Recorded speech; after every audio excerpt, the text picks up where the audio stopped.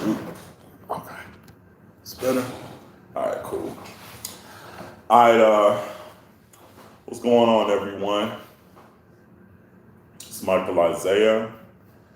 Um, I am an actor, rapper, singer, songwriter. Um, I work behind the scenes with certain stuff when it comes to music and acting as well. But the reason why I wanted to do this video is because let me try this one more time. Okay. All right. Excuse me. All right. The reason why I wanted to do this video is because I was over there contemplating and I was over there thinking really, really long and hard about this situation. And I said on one of the interviews that I did on the Chevis Crew Productions platform that I was going to put this information on my music documentary as far as, showing people my journey from how I was from a kid to now and then showing my new projects coming out. I was going to do that, but then I realized, I'm like, you know what? Fuck it.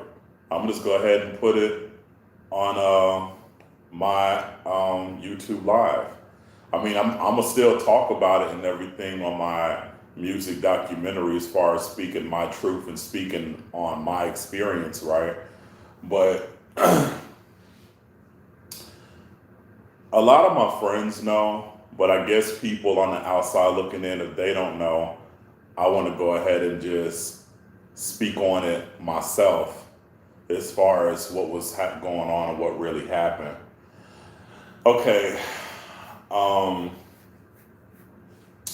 Let's see. The reason why. Now, let me just say this too.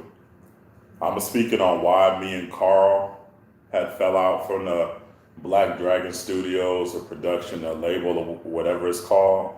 I'm gonna speak on what I dealt with as far as music, my ups and downs, my challenges, and then I'm gonna, speak on what I got going on now currently. So let's go back to what I was saying. All right, Carl, y'all know him as King L or Dark Pharaoh or whatever he calls himself. I had met him back in 2001, the summer of 2001. I met him, I met his sisters, I met his three sisters, I met his mom, and I met him in the summer camp around 2001. I was 12 years old, and so was he. Me and him are the exact same age.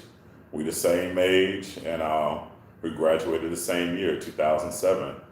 But like I was saying, I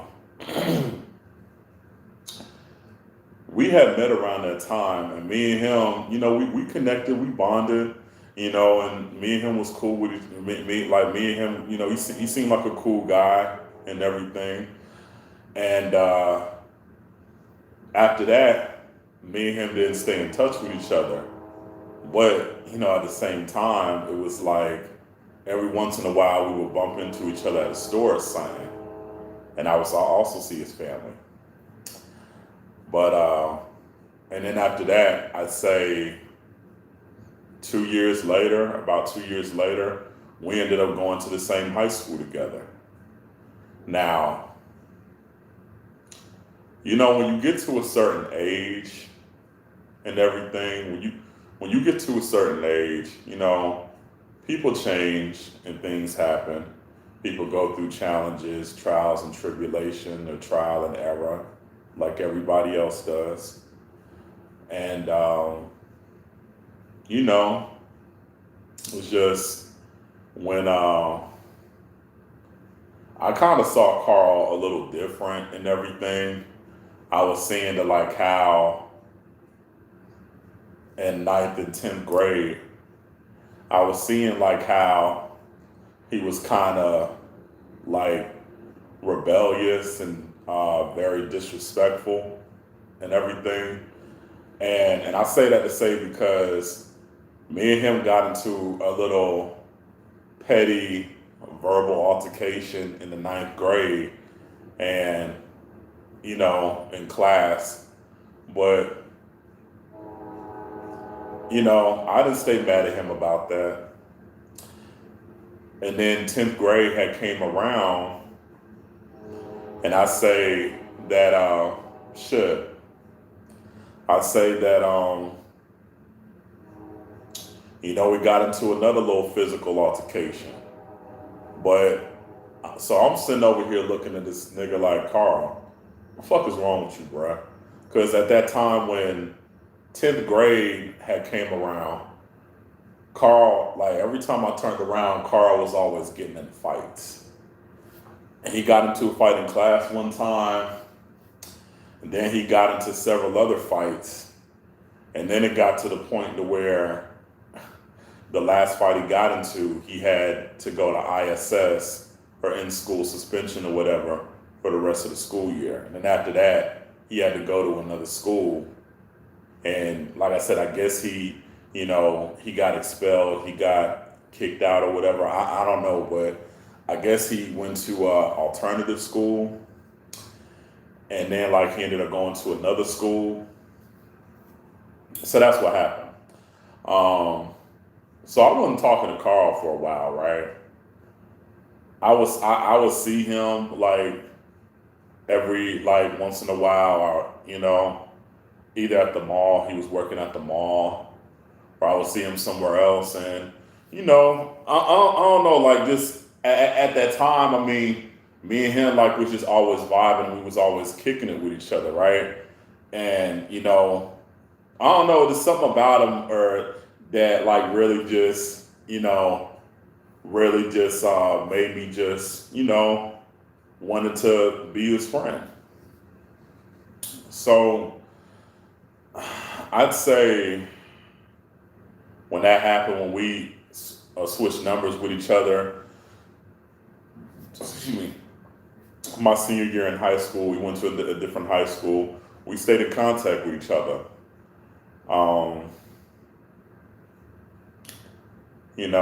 We stayed in contact with each other.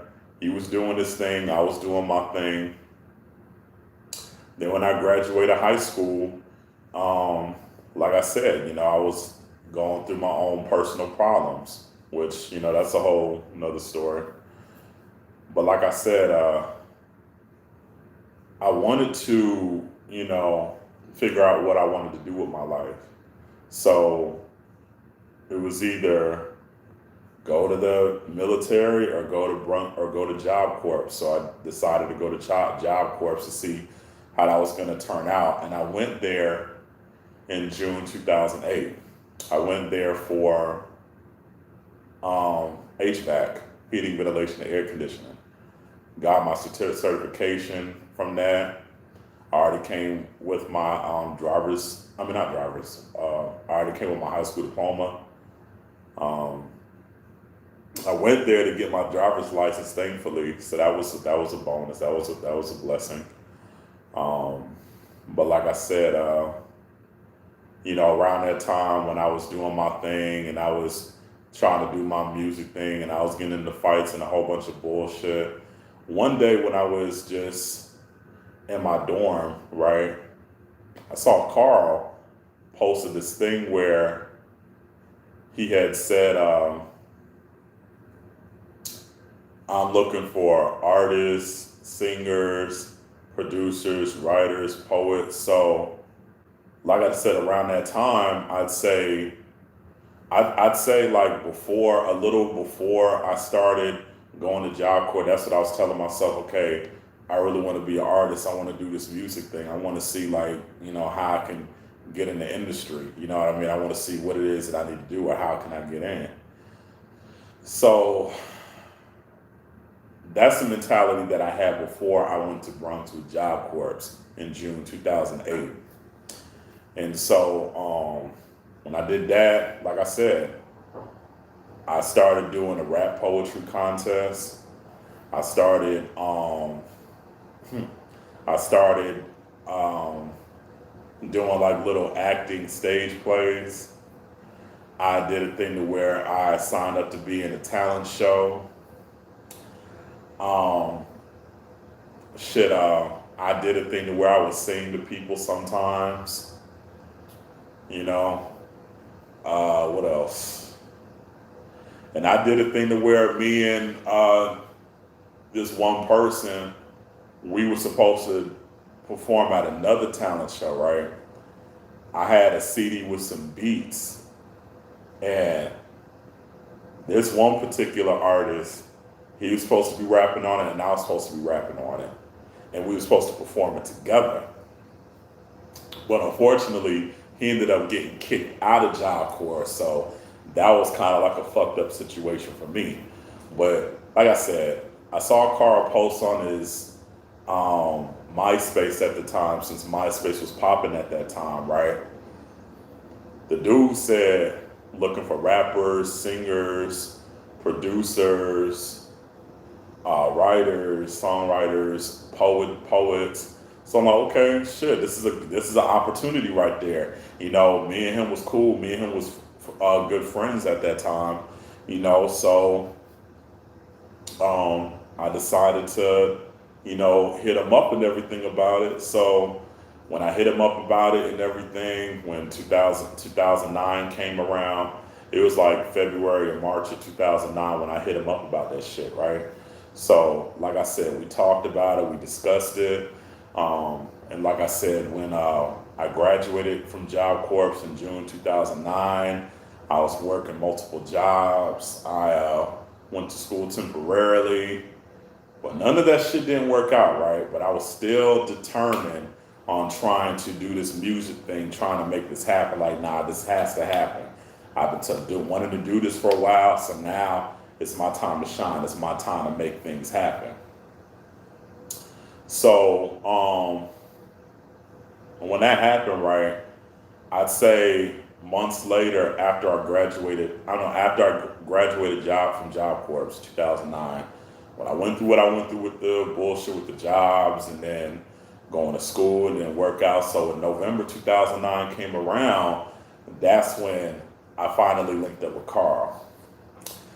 So, so I'd say, yeah, because this is 2021 now. So like I said, this was like decades and decades ago. At that time, I was 20. I was 20 years old. But I went in the studio. He had some beats. I was trying to rap on the beats and everything. But I was trying to do it, but it's just like shit.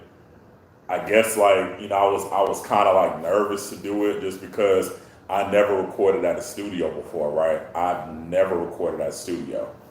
So I'm sitting over there looking like, damn, like, it's my time. Like, why am I acting like this? You know what I mean?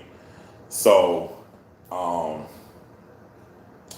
so like I said, I was trying to rap. He kept my vocals, but then like when people was over to hearing me sing, it's like, oh, okay, well, like I said, they think that like I'm better at singing than I am rapping, but I'm just like, nah, like, I'm not gonna give up. I still want to prove myself I still want to prove not just to myself, but to everybody in the studio that I have what it takes. I have what it takes to make this shit happen.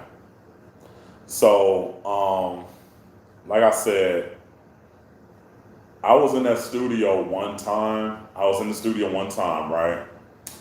When that happened, like I said, I was chilling with Carl and some other people that I just met that I didn't know, introduced myself. So after that, like I said, when I went back home and everything, and I was over there just, felt a little discouraged, but I felt happy that I had that experience. And so when that happened, like I said, 2 months went down the line. January 2010 come about, and so tried it again. I went to the studio, tried it again. Carl picked me up from my house. He picked up several other people. We went to the studio. Well, no. I take that back. He had picked me up, and it was just me and him. And went to the studio. Was drinking some drinks. We was chilling, eating and stuff. We talked and everything. We was talking about, I had a lot of personal convos with each other. We was like talking about a lot of socially conscious type of things and stuff, things of that nature. And, after that, we decided to work on some music. So when it was just me and him, he produced this beat called This Is Me. He produced this beat called This Is Me. It's on my MySpace. And it's on my Reverb Nation page. That's the only way that you can hear the song. I might put it on all digital platforms. I don't know. I gotta see how that's gonna go. I need to see how that's gonna go. But like I said, we did a song called This Is Me. And not only we did the song, we wrote, like I said, he produced a song right in front of me, right? He had produced a beat right in front of me. I wrote to the song, and then Carl was like, yo, this sound dope and everything. Let me hop on it. So I'm like, I bet. Let's do it. So I wrote it. I was in the booth. He took a picture of me. And like I said, I was doing my thing, A star was born after that. We recorded the song, This Is Me. Carl laid down his verse.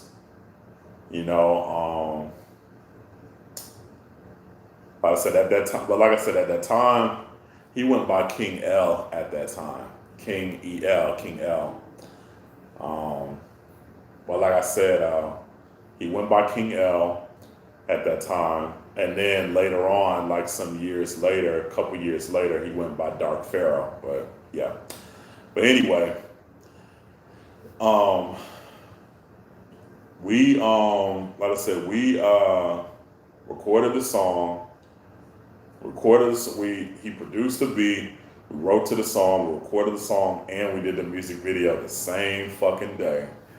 So I thought that, like I said, I thought that was really cool. That was a really cool experience. It was my very first music video called This Is Me. And that was a moment right there that I will always and forever cherish. But like I said, did that. And I say a few days later or a week or two later, he posted it on his page. And I was seeing that, like, when I posted it on my Facebook, people was kind of liking it. They was liking what they was hearing. So, I was rapping on the whole thing. I did that. People was like surprised, like, oh snap, this, like you're doing this thing, I was like, yeah, this is what I've been wanting to do. Excuse me. But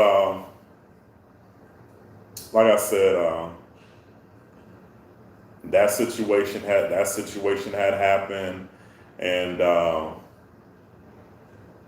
after that, when I was over there, like, working this new job, I had a construction job that my uncle had put me onto that helped me get at that time. I was working that for a while. So while I was working while I was working that construction job that I was working under the table at that time,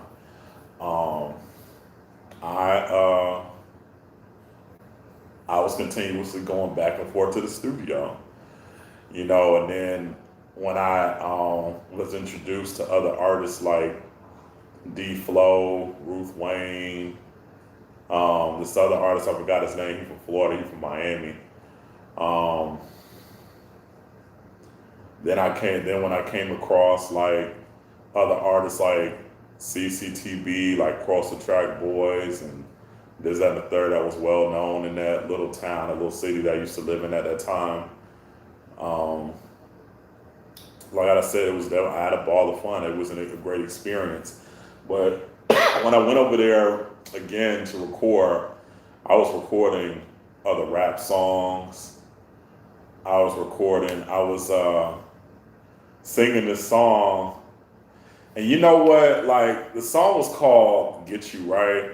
And it was just a beat to where Carl had produced, where he was playing the guitar. I don't know, like, if he was actually playing the guitar or he had a guitar instrumental, but then like he had put like some little drum beats or whatever, how he did it. It sounded really decent. I had like the people, like I said, the two artists, King L and Ruth Wayne, we did that song together, right? And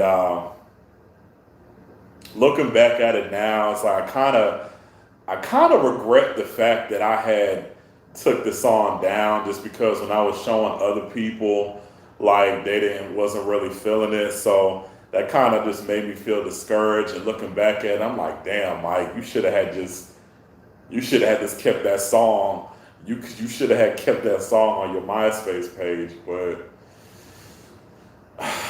it is what it is. It is what it is. But I liked the song. I liked the song. I did the hook. I was over there. I did a hook. I did a verse. I was over there laying down some vocals when they was rapping, and like I said, man, it was a different kind of vibe. You know what I mean? But I did that. But like I said, I put the songs that I record on my MySpace page and on my Reverb Nation page. Like I said, I was getting some pretty dope traction and everything, right? But like I said, the other times that I went to the studio, I had a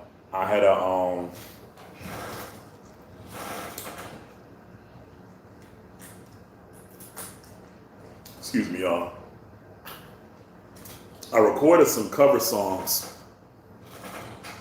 I recorded some cover songs where I was rapping on other people's beats. I was rapping on Plies beat. Have You Heard of Me and shit like that. I posted that on my MySpace to Reverb Nation. Like, then I did this song. Called Telling You Now that Carl produced. He had sampled Janet Jackson's song Escapade. Yeah. And the funny thing is, I didn't know that until this person who I was cool with, that I was friends with at the time. We're not friends no more. But they showed me the music video, and I was like, "Oh shit! I didn't know that." I mean, I'm a fan of Janet Jackson and her music, but it was like I didn't know like all her songs, all of her hits that she put out. So when they had brought that to my attention, I was like, "Oh, okay, I didn't know that." You know, but like I said, as time went on, like I said, Carl was kind of like was helping to mold me, as far as helping to build my craft, as far as helping me become a better artist, a better rapper, a better lyricist, a better singer.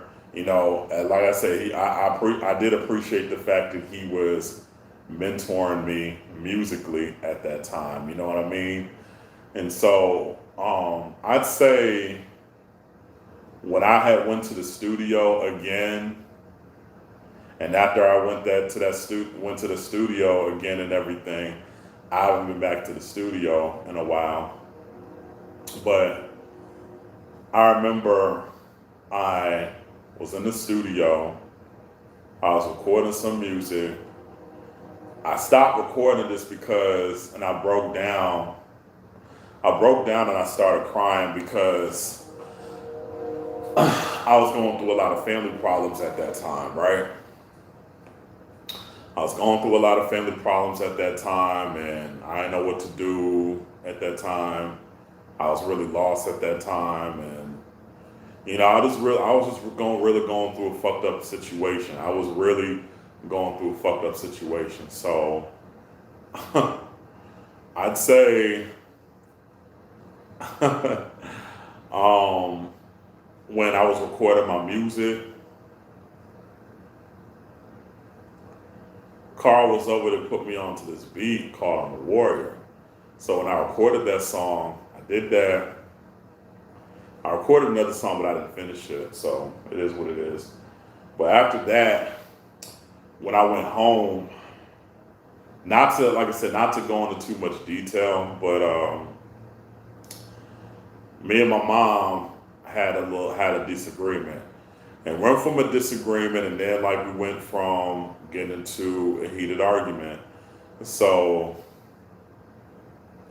it went from the heated argument to now all of a sudden when I said what I said to her, because of a lot of personal stuff that happened behind the scenes, behind closed doors, she kicked me out the house.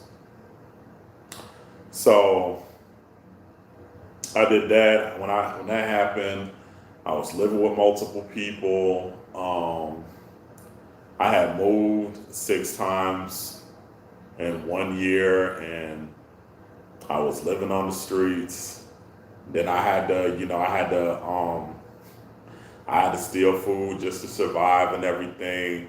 And unfortunately, I got caught by the authorities, so I had to calm that down. So I was going through a really big struggle at that time. I was definitely really struggling and didn't have a job, didn't know how to survive or how to get by. I was just really going through it at that time. So I say almost about a year later, I say January 2011 came around. I finally had reconnected with Carl, and Carl had brought me back to the studio. And so when he brought me back to the studio and I started recording again, like I was over there beasting, like I was over there like I was a beasting on that mic and everything, just because I was so happy and proud to come back and everything, just because I felt like that was my sanctuary, that was my safe haven, that was my safe place for me to go, like was me being in the studio recording, you know. That was like my mistake. I mean, not my mistake. That was my escape. I'm sorry. That was my escape. That was my outlet. So I did that, recording songs, and then Carl was like, "Dang, I didn't know, like, you was gonna go so hard like that." And I was like, "Well, yeah, shit. I've been going through a lot of shit and everything, so that's the reason why I've been going so hard in that booth and everything, just because it was therapeutic. It was very therapeutic to me." So, like I said, when that situation happened and everything, I was happy. I was happy. I was excited. So I say like that year in general, I didn't move nowhere that year at that time in 2011. But, however, at the same time, um, I was working 3 jobs. No, was it three? No, was it three? Yeah, excuse me. Yeah, it was 3 jobs. It was 3 jobs. Um, I was working as a street hustler. I was working as a bootlegger selling CDs and DVDs. Um, I was working at this Waffle House job, And then like I was working with this other guy that was my friend at that time, but we ain't friends no more either. I was working as a seafood delivery driver because I had a car and I was driving at that time. So, like I said, like I had like three different incomes coming in, right? I have three different incomes coming in. And so I was constantly like, I was like, not only recording music, not only I was recording music and everything, but I was also making cameo appearances in other people's music videos. As far as people that was in the camp at that time, with Black Dragon, because it went from R&B True, like that's the thing that I left out. It went from R&B True Productions to Black Dragon Studios. Like to this day, I mean, like I said, I don't know, like Black Dragon Studios, I don't know, like if it was, I guess, a production label, a production company, or a record label, but it went from R&P True Productions to Black Dragon Studios. So, but like I said, I was hustling. I was street hustling, selling CDs, DVDs. I working at Waffle House, and then I was also working as a seafood deliverer. You know what I mean? So, like I said, you know what I mean. I had some type of income coming in, and then like I was hanging out with my friends more. I was being more sociable. Like I said, like things were starting to pick back up for me. So I'd say I'd say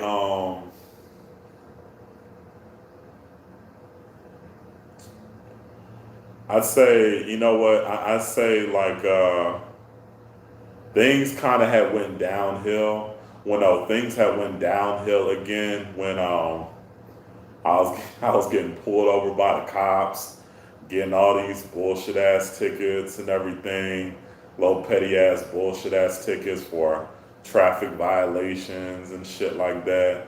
So one of the traffic violation tickets, I had a hard time paying it off because I had got fired from my job at Waffle House. When me and the manager was having it out over some bullshit that this lady was doing as a manager, but that's a whole different story. So I lost that job. Um, CDs and DVDs, like I said, it was like I said, I was making money, but then there was times to where like I had slow days too, because like I said, that's how it is like when you're street hustling, you know what I mean? Um, And as far as the seafood delivery, I was still eating off that. I was still making some money off of that. Um, but like I said, when I had got my two traffic violation tickets and I had a hard time trying to pay it off, right? Um, I wasn't able to pay off two of my tickets, right? One of my tickets, I had a warrant out for my arrest. The other one, I had a my license got suspended. So I went over this chick house trying to, have some fun, just try to, like I said, just have my little sexual fun. I'll just leave it at that. And after that, when I was on my way coming home, I don't know what the hell I was looking back at it. Like I don't know what the hell I was thinking. Like I really don't know what the hell I was thinking, right? But like I said, I drove over there knowing that I didn't have much. I didn't have much gas. So when I did that and I made it over there, my dumb ass did a thing where I was at the gas station asking people if they had like $5 or $10 so I could put some money in my gas tank. So when that didn't happen, when I went over old girl's house, I was trying to see if she had some money so I could put in my gas tank, and she wasn't able to do that either. So, like I said, I'm like, damn, I'm over there trying to fuck. I'm trying, trying to get some pussy, So when things didn't work out the way it did, I was on my way trying to go back where I was at, trying to go back home. My car stopped. So when I did a thing to where I was over there trying to call some friends so they could help me get some gas. Now, at that time, I was living in Douglas County. And anybody that has been to Douglas County or lived in Douglas County and heard a lot of bad things about it, you know exactly where I'm coming from as far as like it's a racist fucking place to live at. It is not a good place to live at. Douglas County, no, it's not a good place to live at. But like I said, an officer had pulled up and was over there asking me questions, and I was just like, no, ain't nothing wrong. I'm just over there just trying to call some friends so they can help me, give me some money so I can get some gas. So it was a white cop, right? It was a white cop. So next thing I know, I say it was like, how many cop cars it was? It was like 4 or 5 cop cars. And I'm just thinking in my mind, I'm like, bruh, like, is that really necessary for y'all motherfuckers to sit up here and pull up with 4 or 5 fucking cop cars and everything? That's how you know when it comes to shit like that if you're a black man in America, a big black man in America, they automatically see you as a threat. A triple threat, a quadruple threat, all of that. So one of them got out the car. One of them sat up there and they was flashing a flashlight in my face, asking me questions and told me to get out the car and everything and give me I need to see some ID. So I already knew that I was doomed. I already knew that I was doomed. I already knew that it was over for me because I had a warrant out for my arrest, and I already knew that shit was gonna happen. So when they said that I go out a warrant out for my arrest, I couldn't run nowhere. I couldn't go nowhere. So I surrendered. I was put in handcuffs. They put me in the back of the car.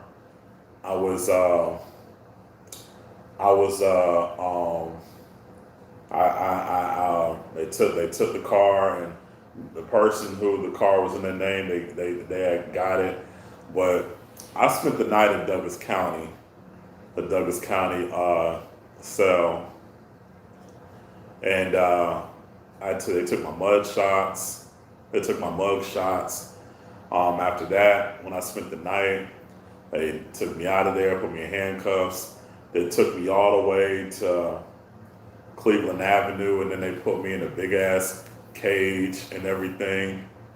They took my mug shots again. They did my fingerprints. They did my fingerprints in Douglas County. They did my fingerprints over there in Cleveland Avenue. So, and then after that, they took me to the cell over there. They took me over there to jail. I had to spend my time in jail. They fingerprinted me, took my mug shots, gave me my orange suit. I was incarcerated in South Regional Jail. I was incarcerated South Regional Jail over there at it's over there on the south side. I forgot what it was called as far as a part of Atlanta, but it was over there like around Old National Highway, around there. But spent my time inside regional jail. I was in there for almost a month. I got out early, you know, when I was in the jail cell, and then they put me as a trustee doing community service, so I could reduce my time. So when I got up out of there, I tell you, like, being in jail is no fun. I'm gonna say that being in jail is no fun, but when you're a trustee doing community service in jail or prison, then you have certain privileges that you can do. Anybody that's been locked up know exactly what I'm talking about. But like I said, got out.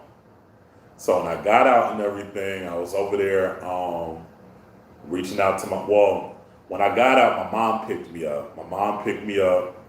I was staying with her house for a little bit. And then I went back to living at this other person's house that I was living with at the time. But like I said, you know, I was over there, you know, hanging out with my friends again.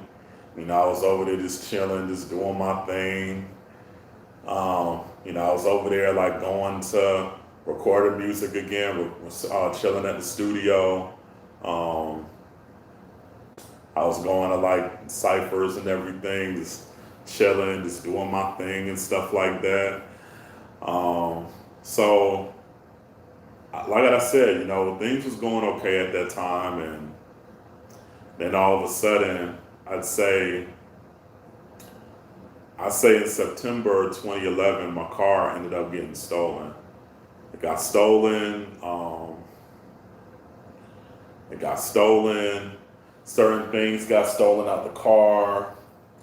Windows were smashed. They fucked around and stole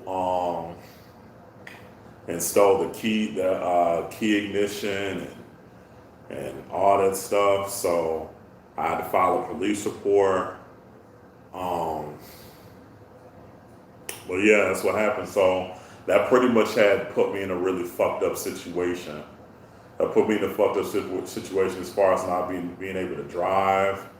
But like I said, I was still doing my music. You know, as far as with the seafood job, it's like that right there had really fucked up my pockets because, you know, for a while, like I enjoyed the privilege and the fruits of that labor and the perks of just being a seafood deliverer, you know what I mean? Just going to different places. Like I was over there like delivering seafood like all around the hood. Like even like over there in the suburbs, but it was mostly like in the hood, you know what I mean? But I enjoyed it because, you know, it was a really good experience. This company called Crackham Seafood was somebody that I was friends with at the time. It was his company and his wife's company that he was with at the time. You know, him and his wife helped build business. But like I said, him and his wife ain't together no more. And like I said, me and him ain't friends no more. But like I said, at that time, that was a business that he had and everything. So I was really happy to be a part of that situation. But that really fucked me up because of the fact that I wasn't making much money because of me not having my car. But after that, I went through a situation where I was shot at, and I also went through a situation where the same person that shot at me did a thing to where the same person that shot at me that did a thing where they had pulled out a gun on me acting like they wanted to rob me. So I'm looking like, damn nigga, like that's how you fucking feel? Like this person in the neighborhood, like he was the most hated person in the neighborhood. A lot of people didn't like him. A lot of people had beef with him and wanted to fight him and kill him. But like I said,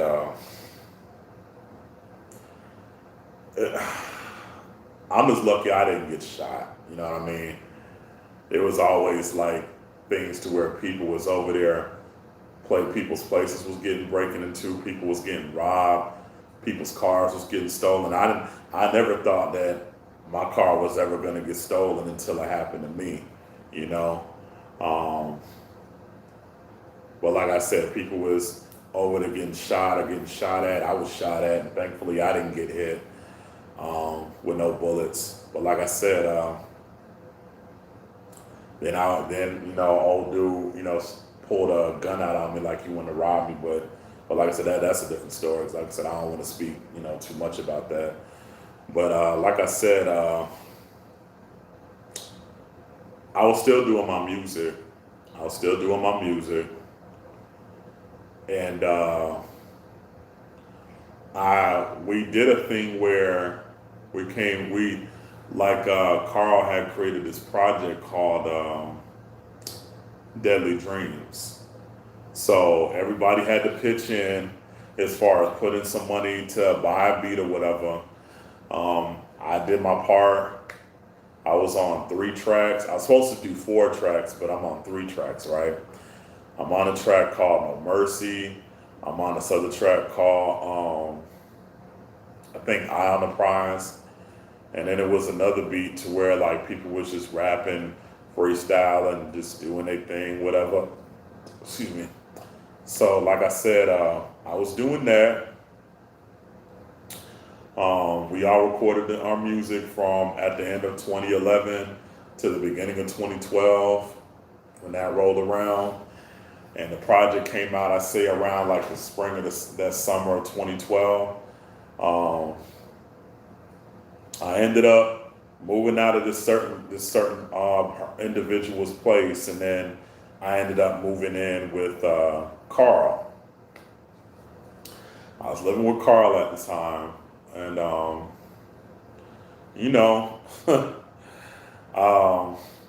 I said, I was living with Carl at the time. And what I will say is that, with Carl letting me live with him, like I said, it's like, I will always and forever be grateful that he let me live with him, right? Because like I said, he didn't have to take me in. He really didn't have to take me in, but, I truly and I sincerely and not,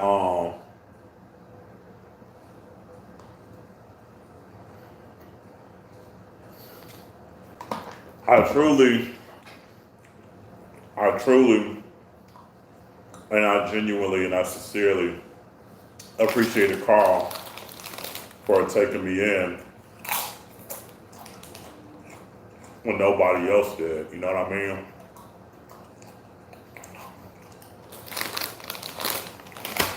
Nobody else wanted to take me in except for him, and I appreciated that. I was living with Carl 2 months. I was living with Carl for 2 months. I was living with Carl for 2 months from April to May of 2012. And, that was definitely a very interesting experience, but,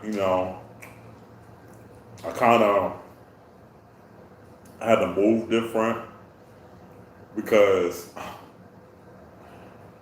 the sisters knew that I was living there and the mom knew that I was living there, but their dad didn't know that I was living there. So I had to keep that on the low. But he, was suspecting certain things that was going on. And I guess he was over there like asking questions and everything. And so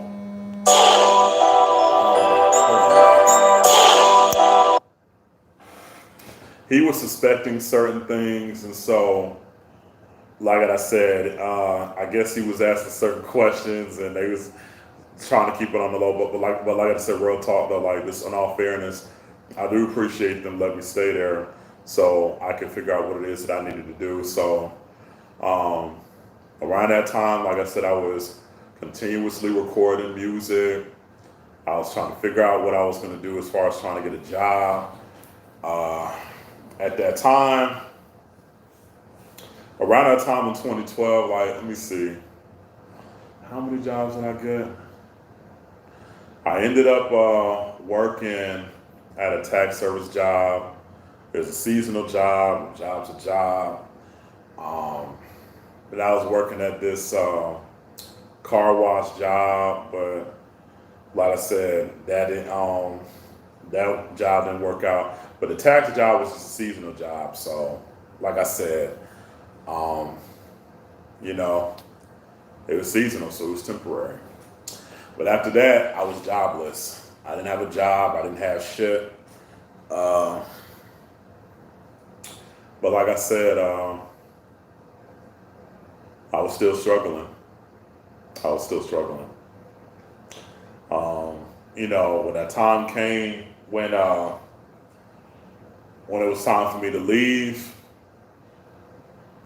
I was talking to my mom about it, and you know, she, me and her wasn't getting along at that time. But like I said, she did let me stay with her for a minute, even though we still had a lot of our problems and stuff. But that's another story. But all in all, she let me stay. She let me move back in with her. But like I said, when I moved out and everything, things like I'd say things really had went left with me between me and Carl. And what I mean specifically is that basically it's like uh, um he did a thing to where when I came over his place a couple of times, right? And nigga was over here having me like stand outside or sit outside in the front porch. And I'm over there looking like, nigga, why the fuck is you over there doing that? It's like my thing is that there was 2 rooms downstairs. The 2 rooms, no, there was 3 things. There was a bathroom, it was a room, it was like a business room or whatever, and it was his bedroom. My thing was with him, it's just like, nigga, you mean to fucking tell me that you mean to fucking tell me that you couldn't just set up there and just let me come in and then just let me sit in the business room while you handle your business with your clients recording or whatever. I was just fine with just doing that, right? You could have had this let me like see that this is the thing too, right? Before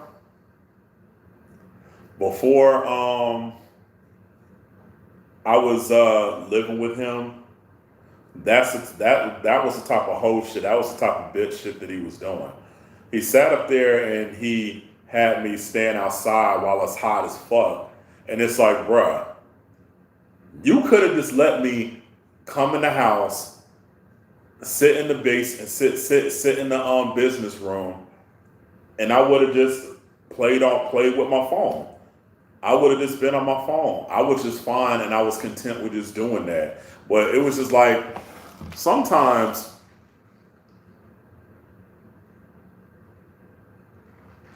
excuse me, y'all. Sometimes he would sit up there and make things difficult, and it wasn't even necessary. Like that shit really wasn't even necessary, right? But like I said, he did that shit one time, I say months before I was moving with him, and then he did that shit again after I had moved in with him. I did that shit after I had moved in with him, and so, like I said, his mom saw it. One of his sisters, Kiki, shout out to Kiki, she saw it. And then Carl's dad, a stepdad, saw it. So my thing is like, bruh, you sat up there out of all the people that you've been hanging around with, like, you know me more than all these other niggas, bruh. You know me more than all these other niggas. So what I didn't understand was, it's like, even like your own family was looking at you different, bruh. Your dad was looking at you different, your stepdad or whatever, your dad was looking at you different, your mom was looking at you different, and then your sister Kiki was looking at you different. It's like, bro, what is you doing? So Carl's dad had let me in. His dad and stepdad let me in. So I was over there doing the thing to where I was sitting downstairs in the in that business room that he had, right? And so when I was waiting on him to let him do his thing, his client left. And so, like I said, Carl's mom had got on him about that. Carl's mom had got on to him about that. And like I said, one thing about it and two things for sure, I respect Carl's mom. I respect Carl's mom and I put her on a high pedestal. I respect her because she has some sense, right? I, res- I respect her because she has some sense. You know, she like I said, to me, like, she never did no wrong to me in my eyes. I mean, hey, nobody's perfect, you know. I don't know everything about her, but like I said, you know, she's always been nice to me and she's treated me with the utmost respect. She never disrespected me at all. Not one time. She was cool, funny, down to earth. Like Carl's mom is really cool. Like I respect her on a high level.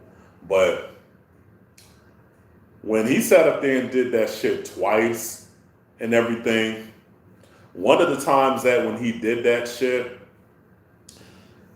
Carl's mom had got onto him, and so when Carl's mom saw me, Carl's mom was like, "I'm sorry that he did that," and then I said, "That's okay," and then she said, "No, it's not okay because he knows better than that, and he shouldn't have did that." So I was like, "Thank you, I appreciate that." So I'm glad that Carl's mom had enough sense to say something to him about it and get on to him about it and say something to me about it and apologize to me on his behalf. Because, like I said, I just felt like at the end of the day, I'm sitting over there looking at Carl like, Carl, what the fuck is wrong with you, nigga? Like, why the fuck would you sit up there and you do something like that? Like, because I'm over there looking at you like, nigga, who the fuck raised you, my nigga? Who the fuck raised you? Who raised you? For you to sit up there and think that it's okay for you to do some shit like that. And you know better than that. And even your mom said that you know better than that too.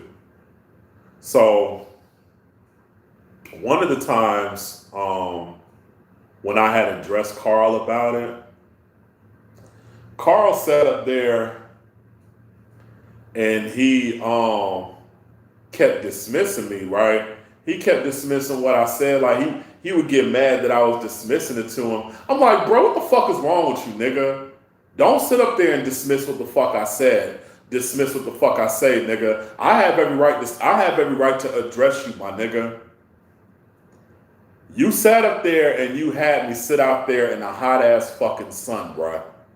You had me sit out there in the hot ass fucking sun. It was hot as fuck.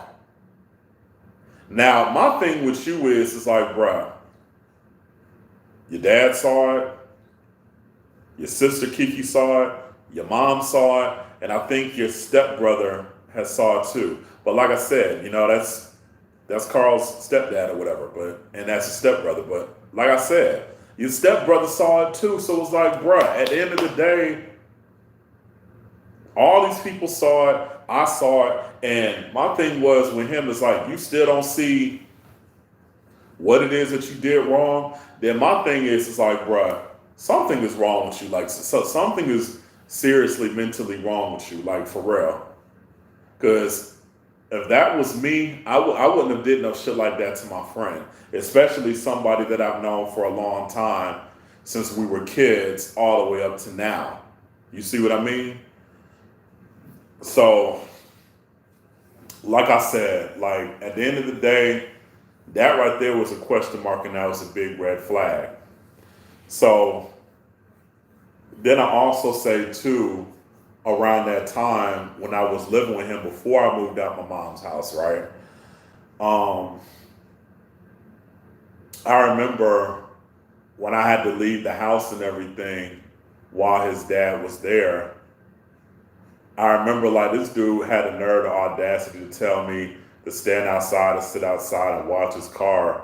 I'm like, nigga, I'm not finna watch your motherfucking car. Like, you know how hot it is, my nigga. You bugging, you tripping.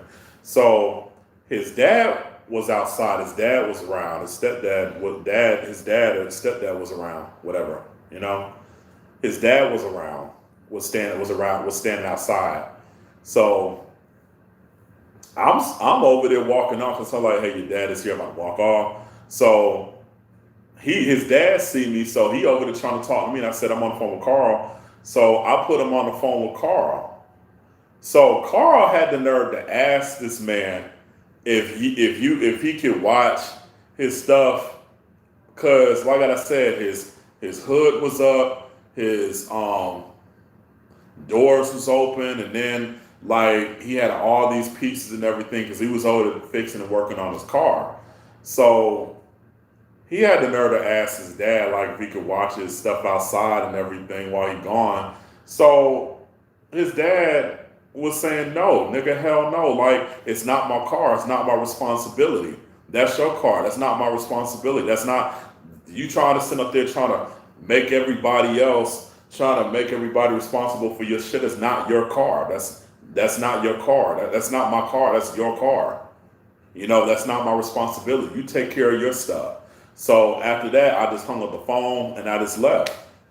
Cause like I said, it's like, you know, like Carl, like I said, man, Carl is the type of nigga where he don't be thinking sometimes, bro. He don't fucking think sometimes. It's like he not only like he don't think sometimes, but he don't think things through. He doesn't think things through like he's supposed to. So, like I said, those were a lot of red flags that I was seeing. And so fast forward, when I moved out of his house, when that was that time for me to move out the house, just because his dad was seeing some things that were suspicious, and then his mom didn't want to keep lying to her husband about it. And so Carl, he didn't want to sit up there and have to keep paying and keep having to take care of me. So I was at the end of the road. So I talked to my mom. Talking to my mom about it. She let me in or whatever. Even though we did have a lot of personal problems behind closed doors, she was nice enough to let me in. And let me back move in with her, and I appreciate that. So despite the beef that me and my mom had, but like I said, that's a whole nother story, and moving right along. Like I said, so when I was living with my mom at the time, I was over there looking at trying to figure out how to about getting a job or getting some type of or getting some type of assistance or whatever, some type of assistance or whatever, so I could have some type of income coming in at that time. Like I said, you know, I was still continuously going back and forth to the studio with Carl. So, like I said, then Carl was doing a thing where this nigga fucked around and did a thing where he kept putting his hands on me, right?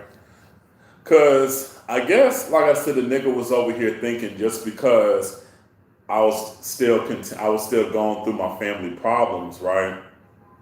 I was still going through my family problems, and like I said, and then sometimes I would express that to him, and there were certain people that was there, that was my label mates and everything.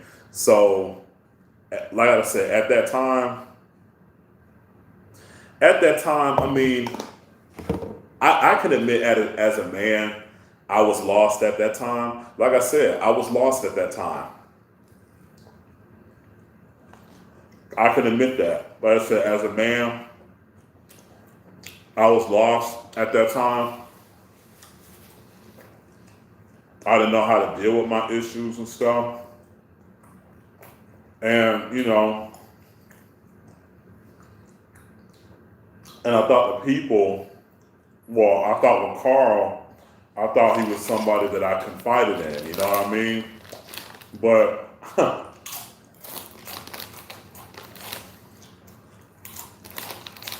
I noticed with him that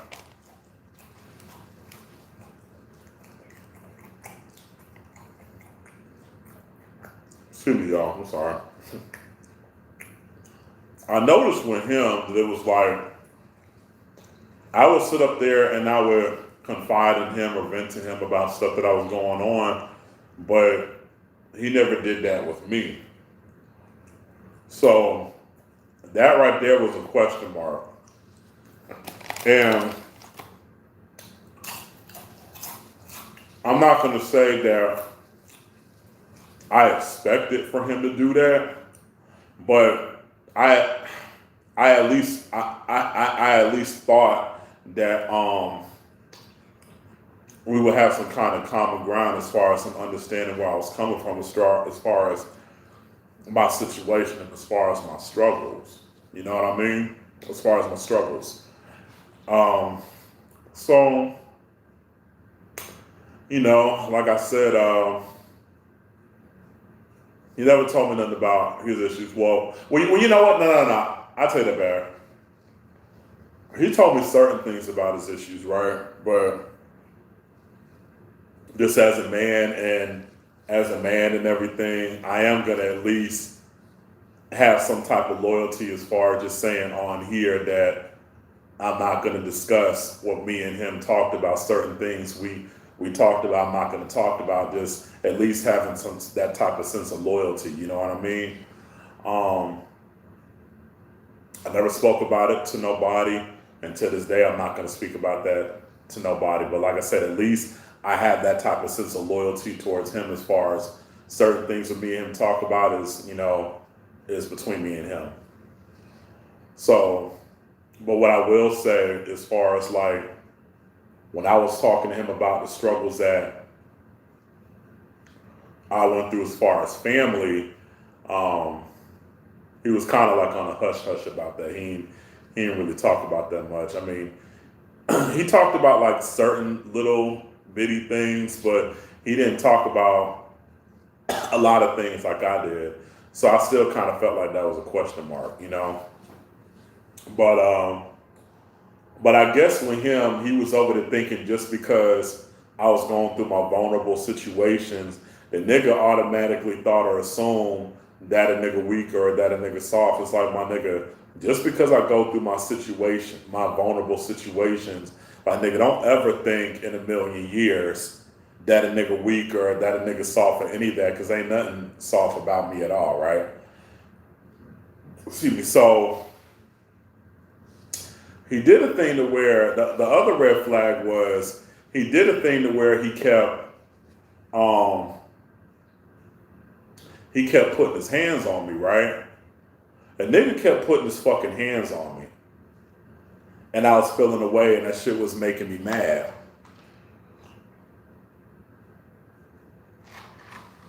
Because I'm like, bruh, don't put your hands on me. Don't touch me. Don't put your hands on me.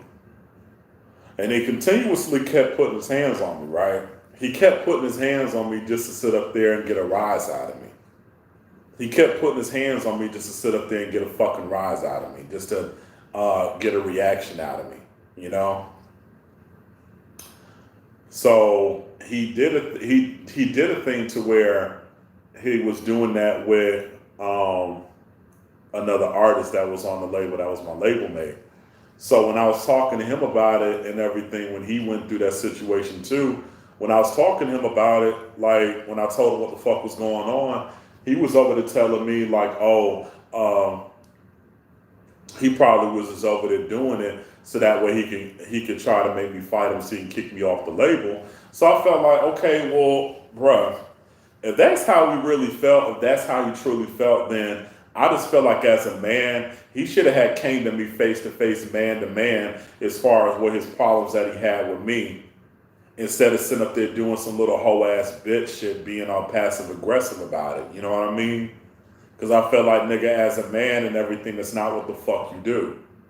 If you have an issue with somebody and they supposed to be your friend, they supposed to be your best friend, right? And if the dude is supposed to be your brother, because the nigga sat up there and told me time after time that he don't see me as a friend, he see me as a brother. So I feel like if you see me as a brother, my nigga, then you need to come and talk to me and address me as a brother, as a friend, and as a man. You know what I mean? But at the end of the day, we men first. And I felt like at the end of the day, how the way he handled that situation, I just felt like that wasn't something that a man does. That's not what men do, my nigga. So, but like I said, he continuously kept putting his hands on me to the point to where I started fighting back with that nigga, right?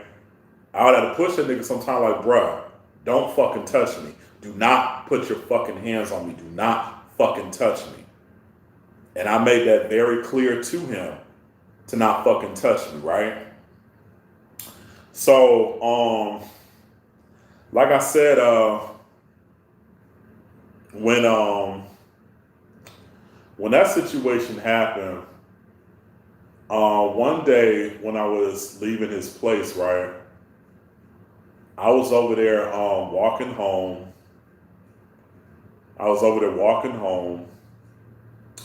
Well, first, I take it back. When I left Carl's place, I went to this grocery store called Ingles. I went to Ingles, brought some groceries, and as soon as I did that, I realized that the bags wasn't double bagged, right? It was only one bag. And some of the stuff that I bought was heavy groceries. So I'm like, shit. So I'm trying to figure out. I'm trying to figure out how I'm gonna do this, right? I'm trying to figure out how I can make this work. So I did a thing where I would walk slow. I literally was over there walking slow, trying to get home. And next thing I know, some of my bags had busted, so I had to put some of my groceries in my backpack. And then I had to put some of my other groceries in the other bags.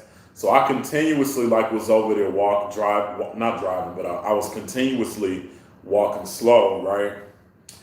And when I was halfway to my place, like I said, I wish Carl would have had just gave me a ride, but he didn't. Cause see, this is what was going on, right? Like I said, I was walking slow, trying to get home. Next thing I know, I see a car driving on the sidewalk, on the side of the road where I'm at. And I'm thinking to myself, I'm like, bruh,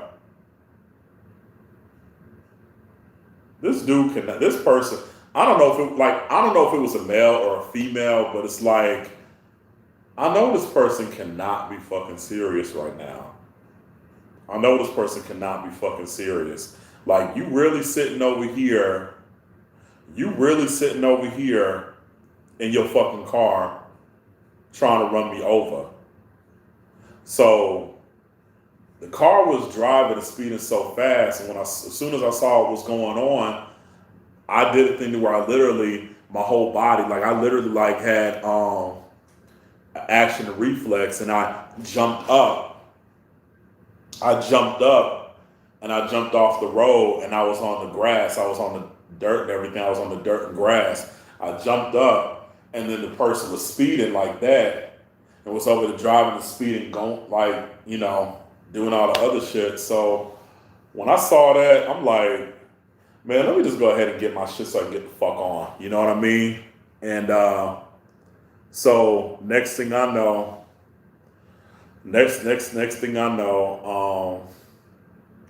I see a cop car.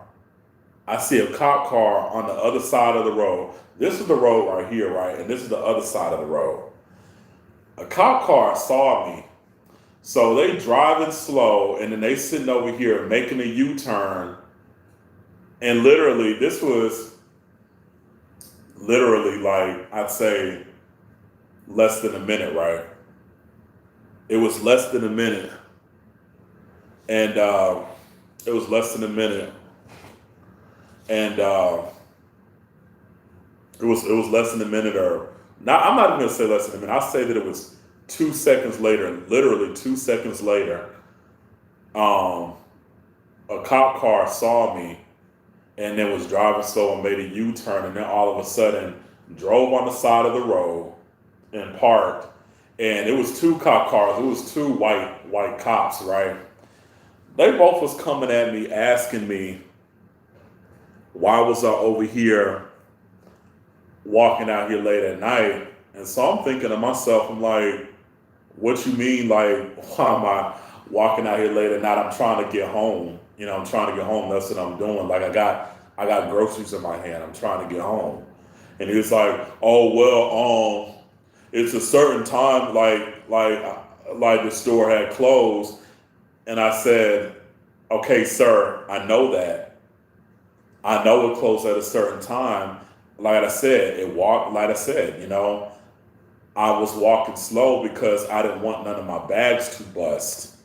Like, that's what I'm over there saying, though, bro. Like, they really didn't have no logical explanation as far as why they pulled me over. Like I said, they obviously was pulling me over because I'm black, because I'm a black man, because they see, like, not only I'm a black man, but I'm a big black man. So with them seeing me as a big black man, they obviously see me as a threat, and they see me as a target, or they see me as a suspect. So that's the reason why they was over there harassing me. It's like, bruh, y'all really, like I said, y'all really don't have no legitimate reason as far as why y'all questioning me or whatever, harassing me. Y'all are simply harassing me because I'm black.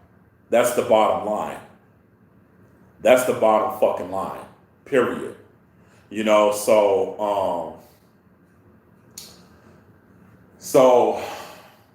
I just told him, I said, look, sir, look, officers, I don't want no problems. I don't want no issues. I just came from the grocery store. I was walking slow because some of my bags busted. I put some of my groceries in my backpack and I put my other groceries in my bag. I'm just trying to get home safely. That's all I'm trying to do. I didn't do nothing wrong. I don't know what the issue is. I'm just trying to get home. That's it. So they sat up there and they asked me, what did they ask me? They sat up there and asked and came at me talking about they wanted to see if I had a weapon, right? So I'm thinking in my mind, I'm like, bruh, you don't have no probable cause. You don't have no search warrant on me. Like, I really wanted to go there, but I knew if I would have went there, it would have been an argument, going back and forth and having an argument. And I wanted to be no thing to where I didn't want to have to get into no fight and get into no scuffle with no officer, especially no white racist officer. You know what I mean? I didn't want that to happen. Then on top of that too, I didn't want to have none of my groceries scattered all over the floor. And now all of a sudden I sat up there and I just basically wasted my fucking money. You see what I mean? So, like I said, when that situation had happened, like I said, I just decided to just cooperate. I said, look, okay, you looking for a weapon? Go ahead. So they searched me to see if I had a weapon. I didn't have no weapon. They asked for my ID. I said, here's my ID. They said that my license is suspended. And I said, sir, I know it's suspended. I'm aware it's suspended. I'm working on trying to get that fixed. Now, can I please get my ID back so I can go home? I'm trying to go home. Like, literally, I'm trying to go home. I'm trying to go the fuck home. You know what I mean? Because that's what I was doing that whole time. So they said, sure. So they asked me if I could get a ride. If I want to ride home. I said, yeah, sure. So I was in there, dropped me off. I said, can I get my ID back? They said, no, I can't. I said, what you mean, no, I can't? Like I wasn't over there driving, I was walking. Y'all was over there harassing me. So when that shit had happened and everything, when they said I couldn't get it back because it was suspended, I'm like, bro, come on, I need my fucking ID. I need my motherfucking ID. What the fucking what the fuck do y'all mean? Like I said, I was over here walking, minding my business. Y'all motherfuckers was harassing me. I wasn't harassing y'all. So after that, they said I had to talk to somebody about such and such. I'm like, all right, fuck it, whatever. So fuck y'all. So next day, I was over there trying to file a report, right? So when I was talking to the Douglas County people and everything, and I told them what was going on, they sat up there and made an excuse talking about basically a situation that happened around that area. So I guess they thought or assumed that I was a suspect. And I was like, okay, what the hell does that have to do with me? Because like I said, I told them specifically that I was over there just I was trying to get home in peace. I was trying to get home in peace. I was trying to get home in peace, mind my business, and that's all I was trying to motherfucking do. So, because they saw the camera on the car and they heard the conversation with me and the officers. So they saw what was going on. But see, what happened was too, they sat up there and they put the groceries. They wanted me to put the groceries on the front of the car in front of the camera. So I'm like, oh, okay, so that's what the fuck had happened. But also too, you can still hear the audio.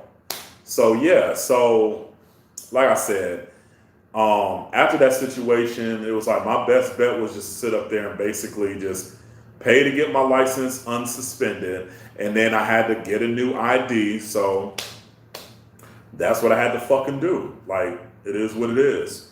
So after that situation happened, I told Carl about it. He told me like that I allowed him to search him. It's just like I didn't want him to search him, but like I said, it's like, bruh, I didn't want to sit up there and get into no argument. I didn't want to get into no fight. I didn't want to get into no scuffle. Like I said, I didn't want the motherfuckers pulling a gun out on me. You know, I wanted the motherfuckers pulling a gun out on me. And on top of that too, it's just like on top of that too, it was just like I didn't want to lose my groceries. I didn't want to do a thing to where like I basically just spent all this money for nothing. You know what I mean? Like I'm hungry. I'm over there trying to eat. I'm trying to, it is what it is. So he was trying to help me, but after that situation happened, there was nothing that he could really do about it. So that was it. That was pretty much it. So, but like I said, but that's when I was living with somebody else at that time. And so when I moved out of there and I was living with Carl, and then when that situation happened I take it back. When I was living with somebody else at the time, that's when the situation happened with the cops, with the police situation.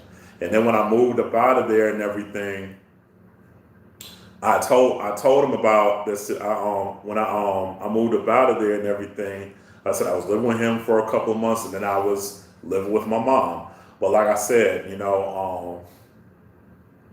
point of the matter is, right, I'm talking about the police story as far as just trying to get to the point where when that situation happened with the cops and everything, right, and Carl was trying to help me, but it didn't work out, so it is what it is. So when I was living with my mom and everything, one night I was over there at Carl's place. I told him I had to get home at a certain time, right? So the nigga was over there feeling away about that. He was feeling away about that. And my thing is with him, it's like, bruh, why are you feeling away about it and everything when it's like, bruh, listen, you knew what I was going through when it came to that situation with the cops, right? It's like, For one, I'm living with my mom and everything. And I'm saying that as far as living with my mom because of the fact that like my mom wanted me to be home at a certain time or whatever just because she didn't want it to be a thing to where as soon as I get home late at night, all of a sudden the alarm went off because she has an alarm in her house, right? So I'm like, okay, whatever it is, what it is. I mean, I'm living in your house, it's your house, it's your rules, whatever it is, what it is, right? So I told Carl about that. Then also too, it was just like I don't want to sit up here and go through what I went through again as far as going through somebody trying to run me over with a car on the side of the road and then sit up there and all of a sudden get harassed by these cops. And he knew that. And I told him that and I expressed that to him. So I wanted to leave at a certain time so it wouldn't be so dark out late at night. It wouldn't be so dark out late at night. And then on top of that too, with him, like nigga Carl was over there coming to me like on some bum ass shit. I mean, I know I was a bum at that time and everything as far as not having no job and not having no type of income, right? But I just felt like with him, it's like, bruh, you literally have stacks of money like this wide in your motherfucking pocket, right? You got stacks this wide in your fucking pocket. You mean to fucking tell me that you sitting over there giving me a ride back home to my place where I'm at, and we only live like what, about 15, no 20. Let's give it 25, right? We live about 20. We live about 20. We live about 20, maybe 25 minutes away from each other. You mean to fucking tell me, like I said, we live about 20, 25 minutes away from each other. You mean to fucking tell me that I have to sit up there and give you money and you know that I'm barely making money? You know that I'm barely making money, right? You know I'm barely making money, but you want to sit up here and make me cough up money that you know I barely don't have, that I'm barely making to give you gas, and you got this big wad of cash in your fucking pocket. Come on, bruh. Make it make sense. You mean to fucking tell me that you can't use none of that money for gas? You want to use my money and everybody else's money that you give a ride and stuff that live a few minutes away from you for gas money, and you can't use the money that you have, the stacks of money that you have in your pocket, you can't use that? Come on, bruh. Make it make sense. Make it make sense. Come is my mind, my mind. Come is my mind.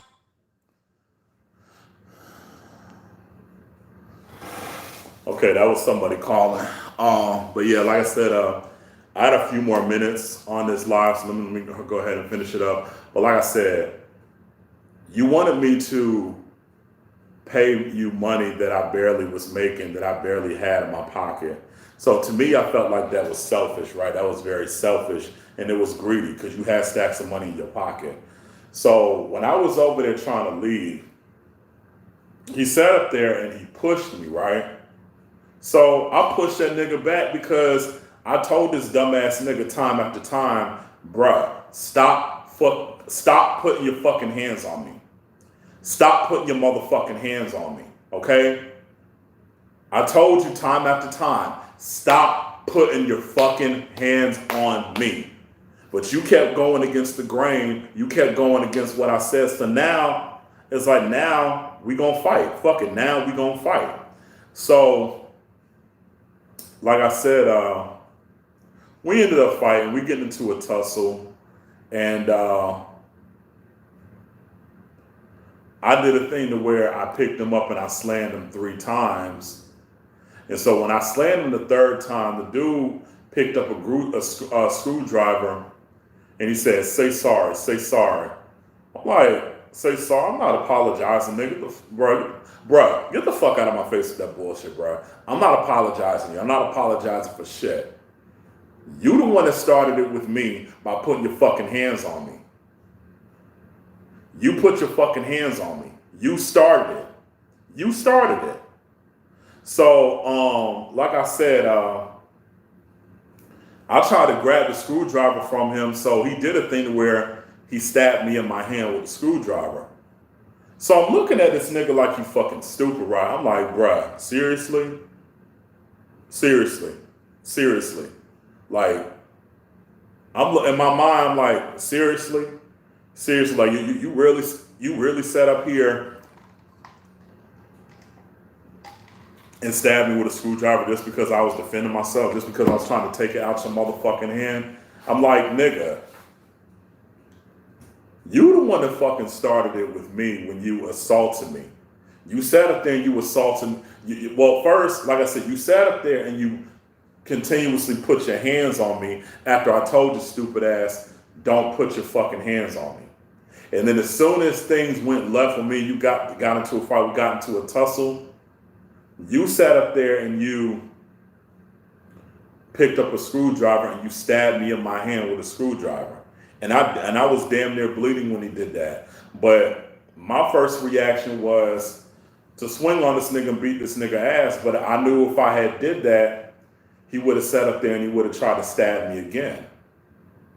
So I'm thinking like, okay, well, you know what, fuck it, like, you got that. So I sat up there and I just let that shit slide and I walked off and I left. So I was angry about this shit, right? I was so fucking angry about that shit. So when I had addressed him about it over the phone, the nigga had the nerve to get in his feelings and get mad at me, and then had the nerve to belittle and dismiss what I said. See, that right there is when I definitely knew when I saw it, like, oh, okay, so this bitch ass nigga Carl basically is the type of person to where he doesn't like confrontation. He doesn't like confrontation and he doesn't like being held accountable for what he does. And I say that to say because when I had addressed him about it, the nigga came out of his mouth saying, oh, quit whining about it, get over it. And then he had the nerve to call me out my motherfucking name. And then he sat up there and he had the nerve to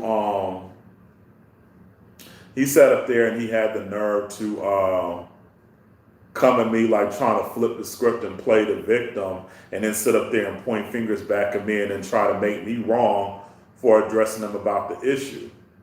The nigga came out of his mouth talking about, oh, from now on when I come over, you don't play around. I'm like, bitch nigga, you the one that started that shit with me. You the one that fucking started that shit with me. So don't sit up here trying to make it seem like I started it with you, nigga. You started that shit with me. Don't sit up there and start crying like a little bitch and start trying to cry the victim and play the victim, and then you want to sit up there and make me wrong over something you started, nigga. You the one that fucking started it. Don't put your fucking hands on me no more. You see what I mean? So after that, that was pretty much it. That was pretty much it, you know? I stayed around for a few months longer. I don't know why. I don't know why. I don't know why. I don't know why. I still stayed around. Because around the time I did another music video around that with him. Around that time I did another song. I did a couple more songs. I collaborated with them with another song with him and the other few other artists that was like in-house artists and everything and producers, whatever. So after that, I'd say as the months went by, when 2013 came around, excuse me, I'd say February 2013, I decided to call him out, right? I decided to call him out. I decided to sit up there and call him out and everything and just say like, you know, I'm finally glad that I left that bitch ass, whack ass, so-called Black Dragon label, this, that, and the third. You know, I mean, like I said it out of anger and I said it out of impulse, and you know, it is what it is, but it is what it is, and I did what I had to do. So when I said that on a public platform with Facebook, right, that's when Gundo, one of the one of the artists that was on the label with me, he said, "Chill out." And then the other artist, another artist named Vino, said, "Why you throwing dirt on our name?" But at that time, I really didn't care. So when Carl caught wind of it, he got in his feelings and he got mad and he did some hoe ass bitch shit too. So at that time, it was what it was. And instead of him calling me and addressing it to me, he decided to reach out and address my sister about it, right? And so I'm thinking in my mind, like, okay, so since you want to address your sister, I'm gonna address your sister about it, Kiki. So that's what I did, right? And so what else happened? So I reached out to Gundo about the situation. I reached out to Kiki about it. And so after that, that situation pretty much had died down. That situation pretty much had died down. I took down the post. He was over there posting some whack ass video about me and everything, and I flagged that video. I don't give a fuck. I flagged the video, and that was it. It is what it is. So after that, we didn't talk. There was nothing else to talk about and everything. Me and Gundo, I explained to him what I did and this, that, and the third. Me and him still stayed in contact. We stayed in contact like every once in a while, right? So after that, in 2013, as the years went by, like I said, I was going through my own personal stuff and everything. Like I said, I was still going through my family issues and everything. And like I said, I was over there trying to start over with my music and trying to get new management, this, that, and the third. And things wasn't working out. And then I was seeing that the people that I was over there trying to hire was over there being unprofessional, or they was over there trying to take advantage and get over on me. So when I cut ties with them and stopped dealing with them, I tried to sit up there and I tried to start over again. And then with these certain other people, right, they was over there doing a thing where they was dragging me in situations that I did not want to be in. And some of these situations could have had cost me getting thrown in jail or thrown in prison. You know what I mean? Because like I said, I was getting dragged in situations that I didn't want to be in. And like I said, I did a thing to where I had to literally, and I mean literally, I had to fight to get out of those situations. And thankfully, like I said, just by the grace of God, I was able to get out of those situations, right? I was able to get out of those situations. Even earlier this year, I finally was able to get out of a situation myself financially that I was in. I was like in a little bad hole and stuff that I had to fight to get out of financially. But like I said, back to what I was saying, then after that, I sat up there and was finally able to resolve a lot of my personal family issues going on. I was able to resolve a lot of things with my mom and everything, and with certain other people, which I was glad and I was thankful for that.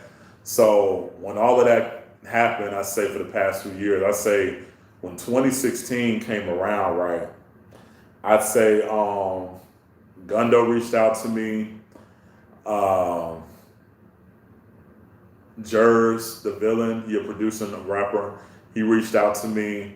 Who else? Calvino, he reached out to me. So they all was over there coming at me basically saying that they said that they miss me and everything. And I'm like, shit, I miss y'all too, but I don't miss Carl and I don't fuck with Carl. So they basically was over there saying that they wanted to see if we can all have a sit down and everything and have a serious talk and have a conversation, you know what I mean? And my thing is that, look, my thing with Carl is like, if he didn't do what he did, it's like if he didn't do what he did, as far as like if he didn't put his hands on me, if he didn't do a thing to where like he assaulted me with a deadly weapon, if he didn't do none of that and we just had like a verbal petty altercation. We had like a verbal petty altercations, and it just got to the point to where I decided to walk out and cut ties and not fuck with the nigga no more. If it was just like that, and then y'all came around trying to make amends, I would have been open to doing that. I would have been open to trying to have a conversation face to face and make amends. But because of the fact that you sat up there and you took things to another level, to where you constantly kept violating my boundaries, you kept crossing personal boundaries, you kept violating personal boundaries, to the point to where when I told your stupid ass to don't put your fucking hands on me, and then you continue to go against what I said and you did it anyway, because of the simple fact that you sat up there and you assaulted me with a deadly weapon. You sat up there and you assaulted me with a deadly weapon. Then it's like, bruh, we don't have nothing else to talk about. We don't have nothing else to talk about. Especially when I try to be the mature person, when I try to be the mature man and address you about the situation, I didn't disrespect you. I didn't call you out your name. I didn't insult you. I didn't belittle you. I didn't do none of that shit, but you sat up there and you did that shit to me. You insulted me. You were being very disrespectful. You dismissed what I said. You tried to flip the script and play the victim and then try to make me wrong for addressing you about the issue. It's like, bruh, we don't have nothing else to talk about. We ain't got shit else to fucking talk about at all, period. Because like I said, at the end of the day, bruh, like what I said in this video, my nigga, Carl, you watching this? Like I said, you know me more than all them people. You know me more than all them other niggas. You've known me more than all them other niggas that you was around, whether if it was with the label or people that we went to school with back in high school. You know me more than all them people, my nigga. So, like I said, me and you go back since childhood, since we were 12 years old, since we were kids, back in middle school. That's how far back we go. So what I don't understand with you is, what the fuck what makes you think that after you sat up there and you treated me the way you did, you don't sit up there and have the nerve or audacity to sit up there and think that everything is supposed to be all good, like nothing ever happened. Nah, nigga. Nah, that's not gonna happen. But like I said, as far as with Gundo and Vino and Jers, like I said, they wanted me to see if I could, we can all get together, have a sit down, and they would be the mediators. I'm like, okay, I mean, that's cool. I see where y'all going with the situation. That's cool, but it's like, bro, what's done is done. The damage is done. It's like Carl sat up there and he did some damage that cannot ever be repaired. He's did some damage that cannot ever be repaired, and that's just the bottom line. Now, when I was talking to Gundo about it, I told him, you know what? Let me think about it. So I say the day, it was like on a Friday or Saturday, right? In January 2016. So I say the day that I was supposed to have the meeting with him, I just told Gundo when I texted him, I said, look, man, I'm good on the trying to have that face-to-face conversation with him. I'm good on that. Because like I said, it's like, as a man, and as far as having my pride and my dignity and having my integrity and stuff, and having my integrity, especially my integrity as a man, bro, like I said, I don't respect what you did. Like, what you did was some real hoe-ass bitch shit. I didn't like that. I didn't appreciate that. I didn't do nothing to deserve that. And it's like, you know, at the end of the day, it's like, I can't fuck with you no more. I can't fuck with that nigga no more. Because of the simple fact that, like I said again, you sat up there and you treated me the way you did because you sat up there and you thought just because I was going through my vulnerable situations, you thought that it was okay for you to get over on me, and that's what you fucked up at. You sat up there and you thought just because I was going through my vulnerable situations, you sat up there and you think a nigga weak and think a nigga soft. It's like, no, nigga. That's how fucking stupid and small-minded you are, my nigga. Just because I go through my vulnerable situations, like I said again, don't ever for a second think that just because I go through my vulnerable situations that a nigga weak or a nigga soft. It's like, nigga, I'm human. I'm human. I'm a human being. I'm a human being too. I got feelings too, my nigga. Just like everybody else. So, like I said, it's like at the end of the day, it's like, bruh, you sat up there and you kept treating me the way you did, but then what makes it so sad is, it's like, when I sat up there and I gave you a taste of your own medicine as far as me treating you how you treated me when I was putting my hands back on you, when me and you fought, my thing was, it's like, okay, now you see how it feels. But that right there really just came to show on the simple fact that, my nigga, your ass like to sit up there and dish it out. You like to dish it out, but you can't take it right back. And then on top of that too, it was just like, my nigga, you know I'm bigger and stronger than you and you short and smaller than me. So why the fuck would you sit up there and go there with me?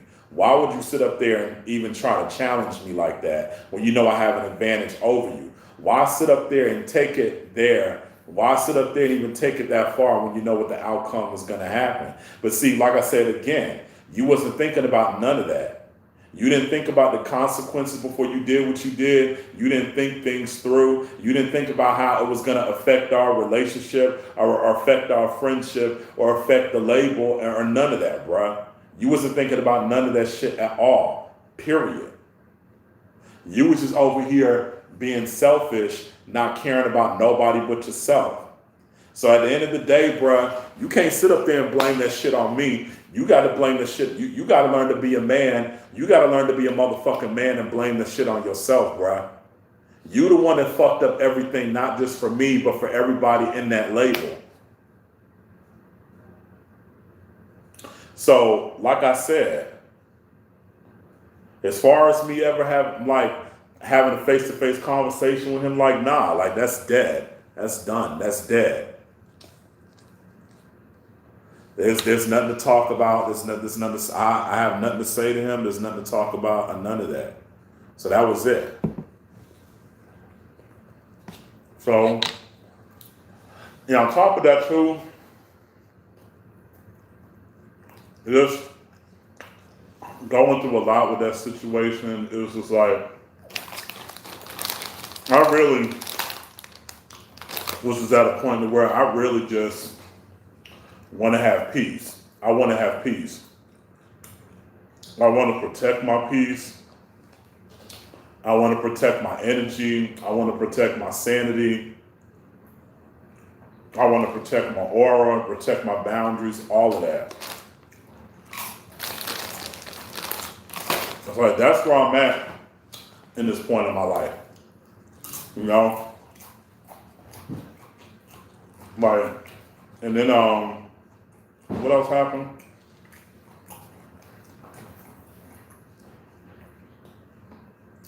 I say with this other social media thing, I forgot what it was called, right? It was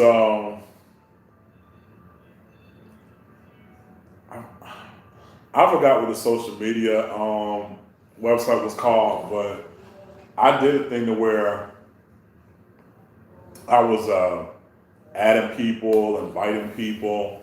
So I saw, like I said, I saw Carl's name, right? And I scrolled down and I guess I accidentally pressed his button by accident. I accidentally pressed it, and I think I accidentally had pressed the invitation button. But like I said, I wasn't, trying to press no invite or add him or none of that, right? So I pressed that. I guess, like I said, I pressed that button by accident. So when that situation happened, I get a message from this nigga, Carl.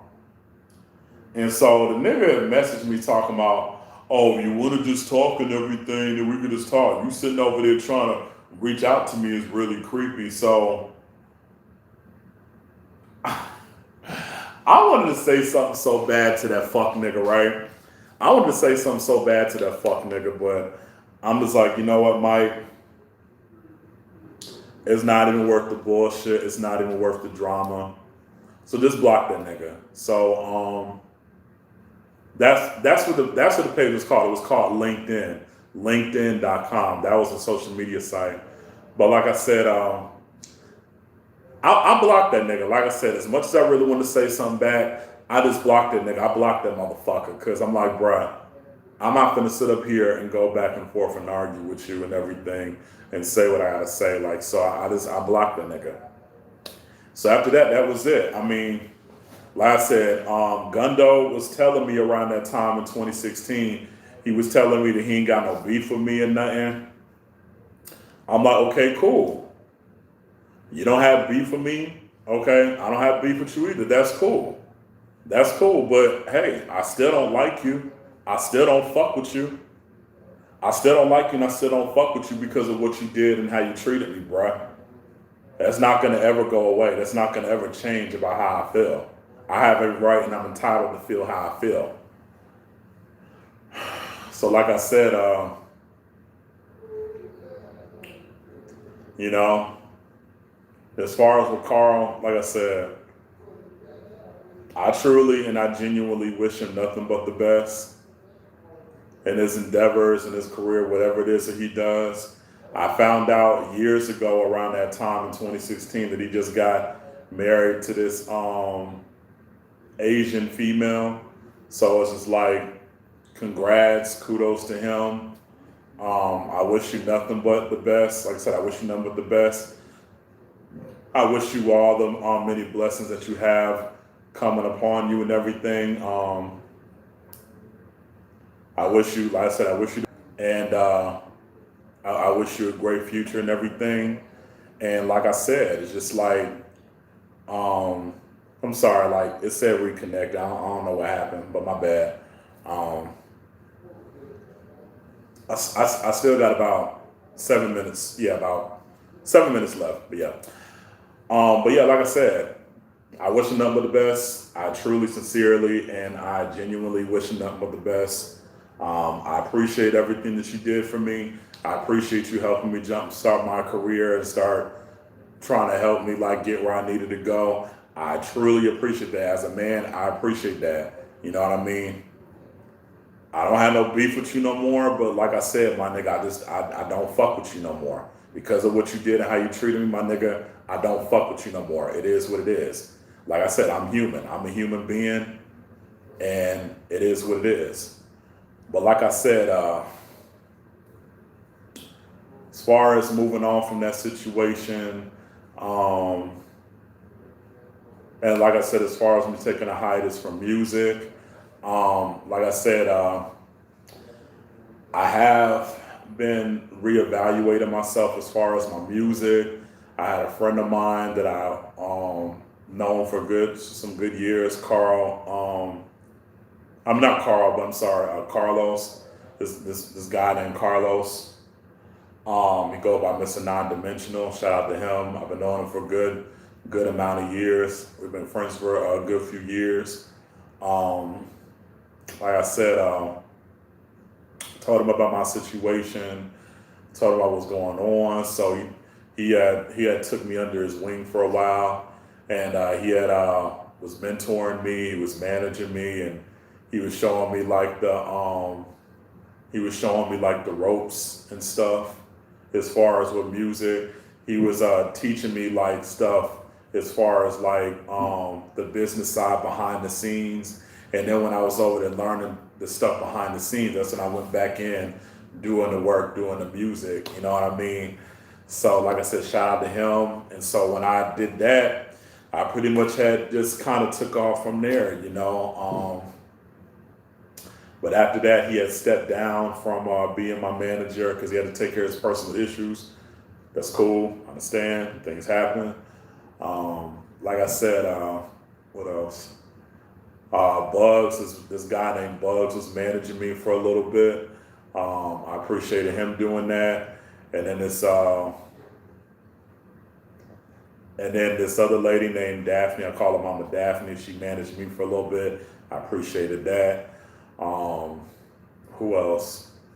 This guy named JD Davis that works the Streets 94.5. He was, mentoring me for a little while as well. I appreciated him doing what he could with me. So like I said, after that and everything, I'd say, okay, when I put out some music videos and everything that Carlos had directed and filmed for me and stuff, and I was over there networking with people on Instagram, I did a thing where, okay, I got 5 more minutes. Excuse me. I did a thing where I came across this artist named Tiffany Evans. Shout out to Tiffany Evans. But she posted this video, this little audio video of her being on a song with T-Pain called Texting My Ex. I comment under there. I said, hey, like, that's a really dope song that y'all did. It's a hit. Y'all need to push that. It's a really, really dope record and everything. Y'all need to do a video. And then I was also just being very uplifting, talking about she's one of my biggest artists, one of the biggest artists that I grew up listening to, that I admire, that I look up to. And I love her voice and I love her music. Her music is very inspiring. And so after that, when I said that and everything, I didn't think nothing was going to happen. But like I said, later on that day, it was like November 16th or 26th. Yeah, it was the 26th. It was November 26th, 2017. Later on that day, she DM'd me. She sent me a message. She DM'd me saying, doing hook features for such and such amount of money. Anybody went in, better let me know now, better hit me up now. So, I appreciate her doing that, And like I said, I was shocked and I was like, I was starstruck when she did that. I was like, not just starstruck, but like I was shocked and I was scared and I was, petrified and I was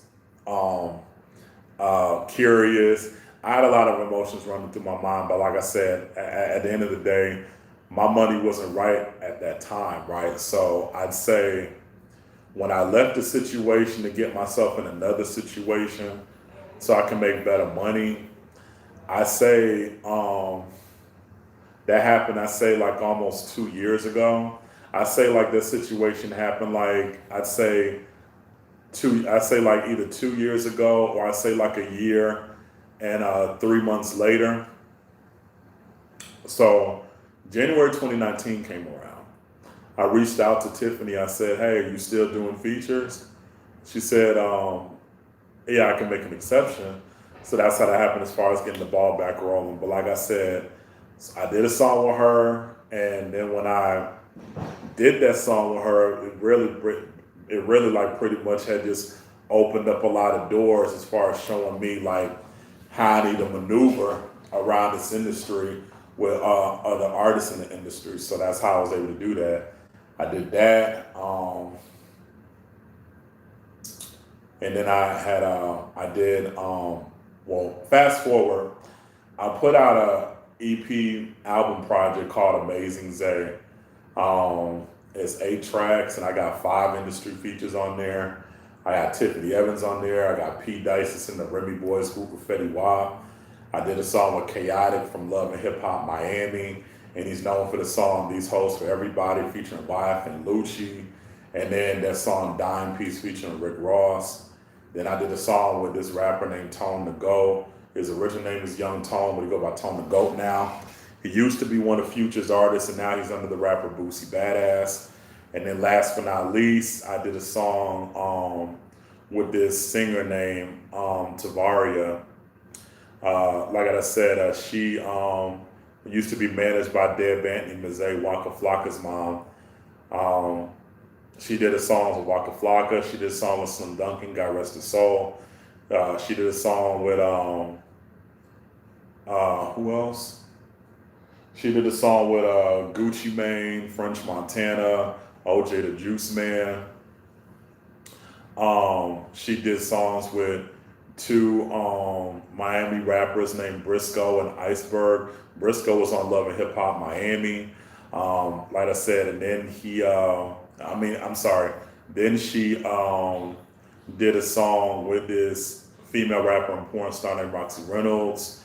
So yeah, like I said, the most popular songs that people are really liking is the song Me and Tiffany Evans, and then the song with Kirby 101, the song All I Need, and the song Leaking Waterfalls. That's the hood ratchet song, Leaking Waterfalls with me and Tone to Go.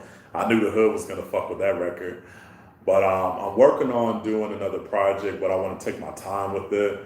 One of my songs that I'm doing with this artist named DC Da Vinci.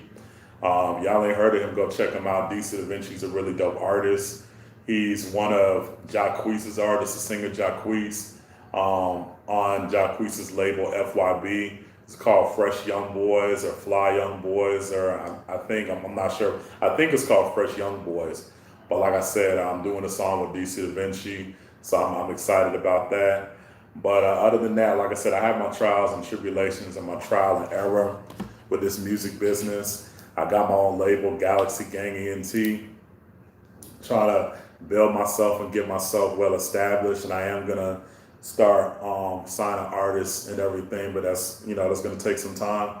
But like I said, I'm excited to what the future's gonna come. I'm trying to get some label deals on the table, make it happen. Y'all gonna see more of me in the future on the TV screen, the movie screen, and the music videos, all of that. Doing more music videos and everything with me, with my music, and then more features. So it's gonna be some shit. It's gonna be some legendary type shit. I promise you, some iconic legendary type shit. So, but like I said, that's pretty much it as far as the video. You like what you've seen, you like what you heard, like, subscribe, comment, share, all of that. Like, comment, subscribe, share, all of that. I appreciate y'all tuning in, and that is it. Got more stuff to come.